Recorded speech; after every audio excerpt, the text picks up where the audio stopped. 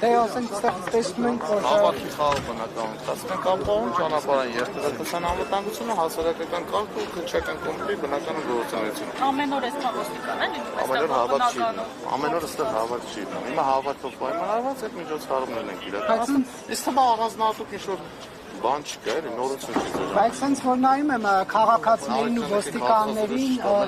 մի քաղաքացուն 5-6 ոստիկան է հասնում, բան Ղազարյան։ Հա, դից որ հաշվում։ Ինչ որ վախ կա, որ էսքան Ոչ մի դեպքում վախ չի։ Իսկ ինչու է էսքան շատ։ Շատ։ Բաղ եթե մենք գնահատ ենք արդեն շատ։ Ինչ վտանգներ կան։ Ամենատես մեր կողմից վտանգ չկա։ Այդ դեպքում ինչու են այսքան շատ ոստիկանները։ Այդ շատը հարաբերական է, ձեր կարող գնահատեք շատ։ Դե ասենք,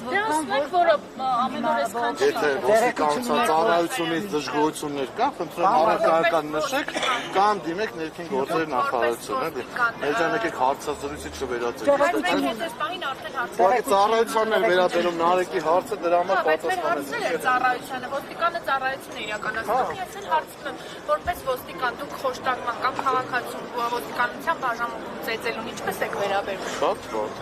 Ոնց կարող է նորմալ մարդը խոշտակմանը կամ ծեծին լավ վերաբերել, չի կարող։ Հիմա Շնորհակալություն դատապարտում եք, յուրաքանչյուր ոստիկանի Դուք կարգ։ դատապարտում եք լոռու գործընկերների Ես ամոթ չեմ գործին, բարի իրականացնող ամինը կբարձի հանգամանքները կասի։ Լավ Բայց ժողովուրդ։ շատ է պարոն Ղազարյան, շատ է պարոն Ղազարյան ոստիկանության դեպքերը շատ է ոստիկանություն։